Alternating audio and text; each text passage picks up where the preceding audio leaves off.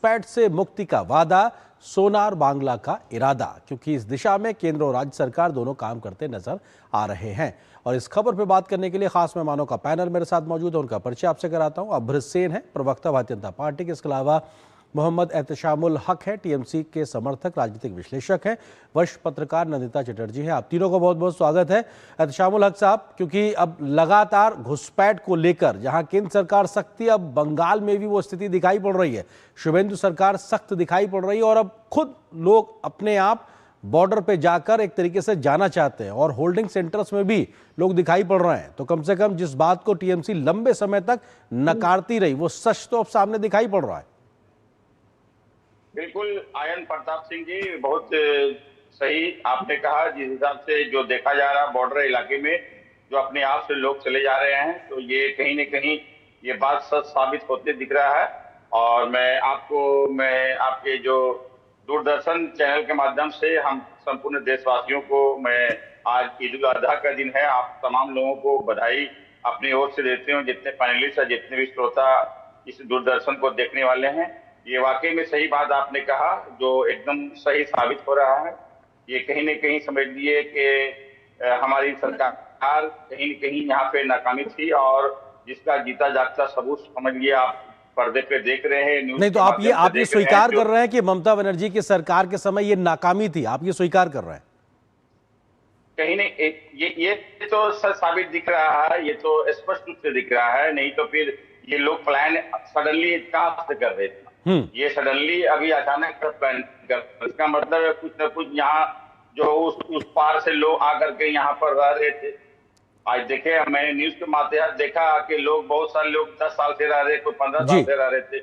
आज लोगों को जब कड़ी समझ लियो उस पर नकेल कसा जा रहा, तो आप रहे। तो ये तो नहीं, तो ये जो बात हक साहब जो बात आप स्वीकार रहे हैं कि वो इस वक्त की स्थिति थी, दो बीजेपी जो लगातार ममता बनर्जी और टीएमसी पे आरोप लगाती थी कि साहब तुष्टिकरण की नीति करके आप वोट बैंक की राजनीति कर रहे हैं, तो एक तरीके से उस आरोप को भी स्वीकारता आप सीधे तौर पर एक तरीके से मान रहे हैं कि वोट बैंक के लिए सब होता रहा खुलेआम? देखिए, कहीं न कहीं तो ये दिखता है, ये जो झलक दिख रहा है कि इस तरह की अगर है तो जाहिर है ये स्पष्ट रूप से दिख रहा है, इसमें कोई इनकार नहीं किया जा सकता। लेकिन कहीं न कहीं समझिए, ये शरणार्थी जो भी है वो हमारे समझ लिए देश के नहीं है, उसको बाहर हर हाल में निकालना चाहिए। इसको रहने का कोई अधिकार नहीं है। और इस तरह की घुसपैठिया अगर है तो जिस हिसाब से Bharatiya Janata party double engine की सरकार जिन्होंने वादा किया था अभी इलेक्शन से पहले, हमारे आदरणीय होम मिनिस्टर अमित शाह जी ने आके कहा कि चुन करके निकालेंगे और 45 दिन के अंदर हम इस तरह का काम करेंगे, तो उन्होंने, और आज भी उन्होंने कहा है और हमने अभी सुनवाया भी है। अभ्र सेन जी, क्योंकि अब टीएमसी के तमाम समर्थक या टीएमसी के नेताओं की अगर बात बदलने लगी है और वो ये कह रहे हैं कि साहब इस प्रकार की समस्याएं पूर्ववर्ती सरकार में थी, तो एक तरीके से आपके द्वारा जो शुरुआती कदम उठाए गए हैं आपकी सरकार के द्वारा, उसको समर्थन मिलता दिखाई पड़ रहा है। अभ्र सेन जी, देखिए, ये डॉक्टर श्यामा प्रसाद मुखर्जी का पश्चिम बंगाल है, ये भारत का एक राज्य पश्चिम बंगाल है, ये क्रांतिकारियों का पश्चिम बंगाल है। यहाँ पे घुसपैठियों के लिए कोई जगह नहीं है।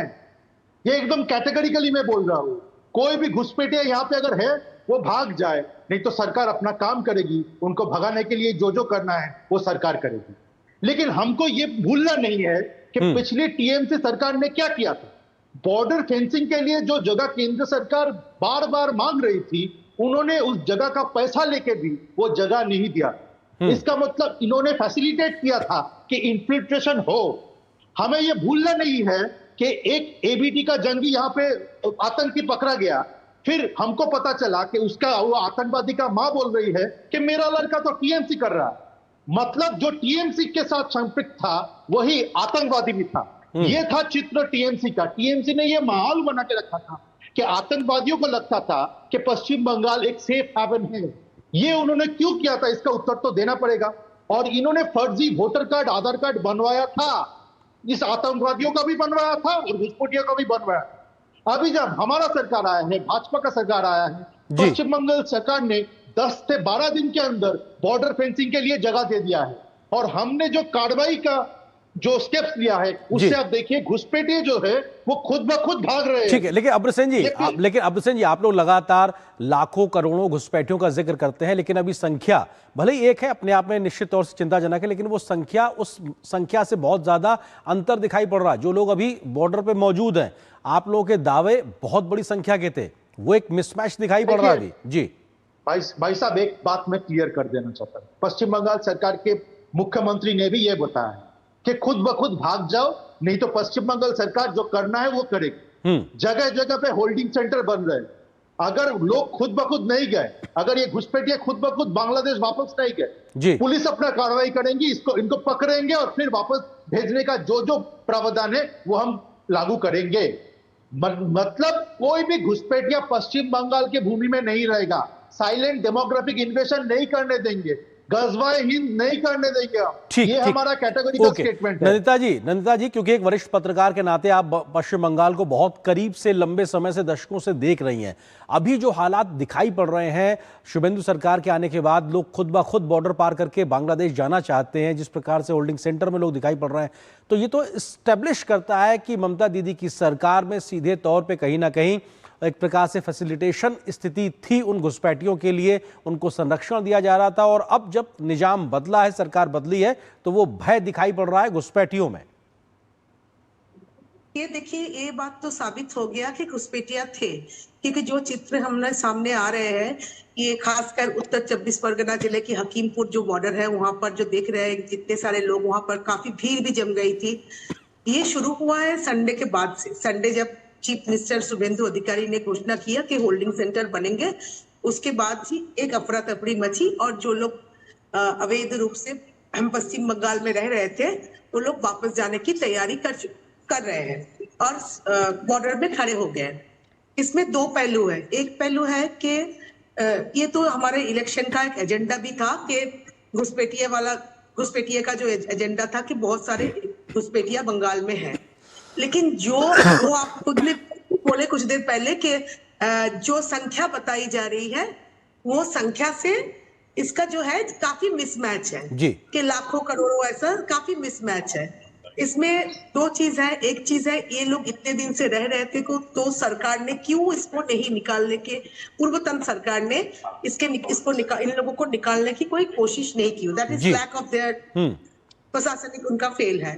लेकिन एक प्रश्न ये भी आता है कि बॉर्डर जो है वो बीएसएफ के अंडर में है, जो होम मिनिस्ट्री के अंडर में है। वो बॉर्डर से पार करके अंदर कैसे आए, वो भी एक प्रश्न खड़ा करता है कि ऐसा नहीं है कि ये लोग दलाल को पकड़ के, जो कोई बोल रहा है, आप शायद देखे होंगे जो इंटरव्यूज आ रहे हैं उसमें कोई बोल रहा है कि मैं 10,000 दे के आया हूँ, 20,000 दे के आया हूँ। और काफी लोगों के पास, किसी के पास वोटर कार्ड है जो यहाँ पर बनवाया गया है, काफी लोगों के पास नहीं भी है। तो ऐसा नहीं है कि सारे लोग ही वोट बैंक के लिए आए थे।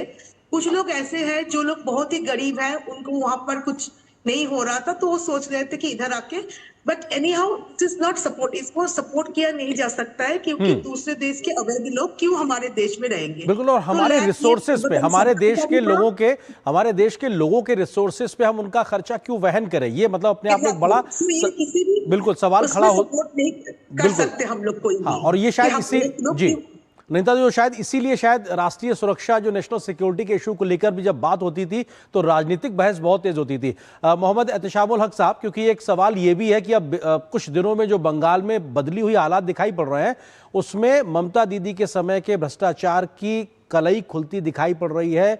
महिलाओं की लक्ष्मी योजना में किस प्रकार से गलत लोग लाभार्थी के तौर पे पैसा ले रहे थे, वो स्थिति।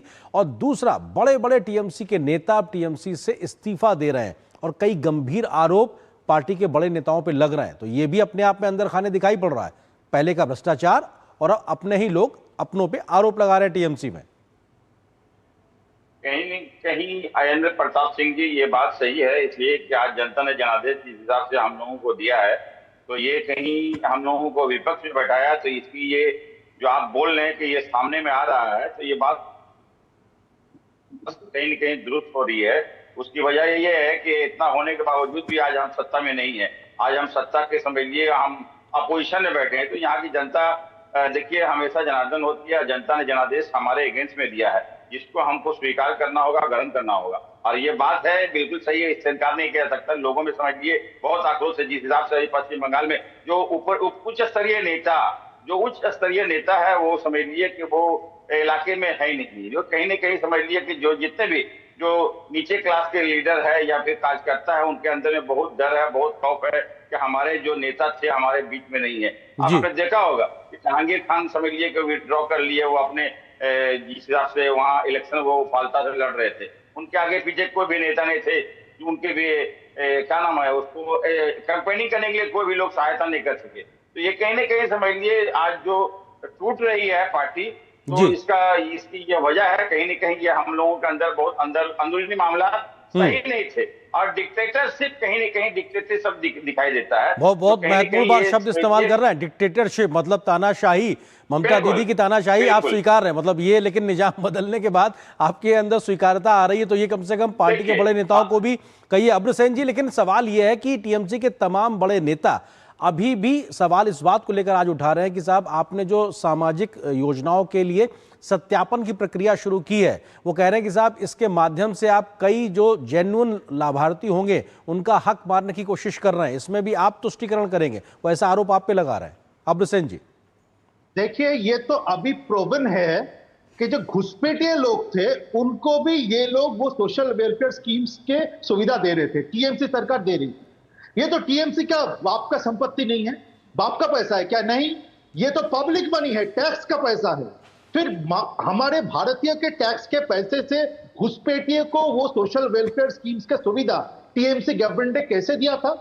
30 लाख ऐसे फर्जी नाम आइडेंटिफाई ऑलरेडी हो गए।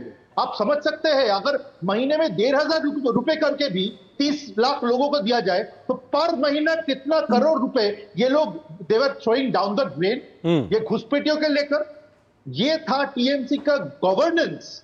अभी हमारी सरकार आई है, हम ये सब आइडेंटिफाई कर रहे हैं, ऐसे पैसों को, ऐसे सरकारी बजट को हम ड्रेन में नहीं जाने देंगे।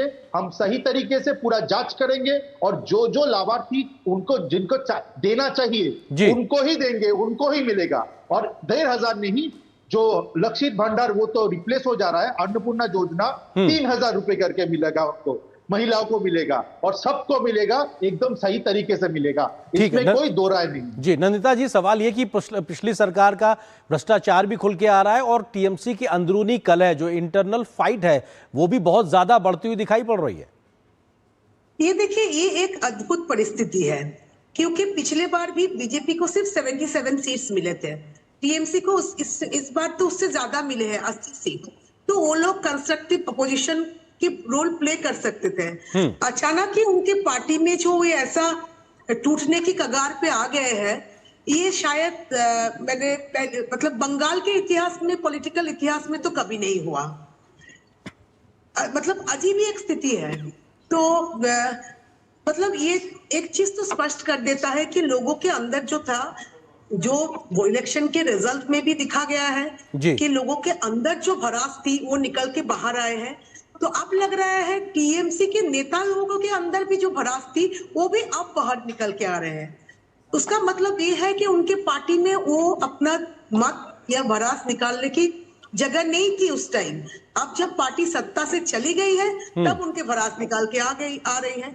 ये भड़ास तो एक दिन का नहीं हो सकता है ना, कि ऐसा नहीं कि आज ही बोल रहे हैं। ये उनके मन में जमते बिल्कुल, ये लंबे समय से दबी हुई फीलिंग्स होगी जो अब निकल के आ रही। नंदा जी, एक छोटा सा जवाब आपसे चाहूंगा क्योंकि कानून व्यवस्था को लेकर भी एक बदली हुई तस्वीर दिखाई पड़ रही। तमाम ऐसे असामाजिक तत्व, इन सोशल एलिमेंट जो टीएमसी के राज्य में उनको बहुत संरक्षण मिला हुआ था, पुलिस अब उनको पकड़ के जनता के बीच में नुमाइश कर रही है। एक परसेप्शन के लिहाज से देखा जाए कानून का राज स्थापित होता दिखाई पड़ रहा है।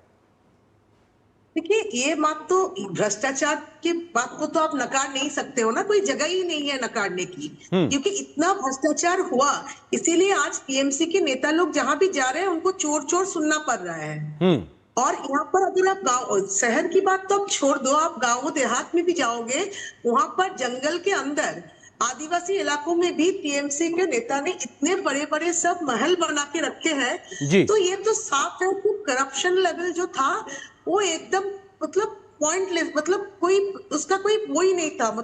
बहुत ऊपर के तरफ से लेवल था। तो एक तरीके से तो ये चुनाव जो के हो रहा समय है, में ये बीजेपी की ओर से जो है। तमाम एलिगेशन लगाए जाते थे और पीएम मोदी ने कहा था कि साहब आप हमको वोट दीजिए, हम आपको आज़ादी देंगे और तमाम चीज़ों से आज़ादी, कैसी आर्थिक आज़ादी और इस प्रकार की टीएमसी के पूरे राज्य से आज़ादी, तो शायद कम से कम वो राजनीतिक जो आरोप थे उस समय कहे जाते थे वो सच थे बंगाल में, तो शायद इसीलिए इतना बड़ा जन समर्थन दिखाई पड़ रहा है। बहुत बहुत शुक्रिया आप तीनों मेहमानों को हमारे साथ जुड़ने के लिए, इस खबर पर विस्तार से बात करने के लिए बहुत शुक्रिया आप तीनों को।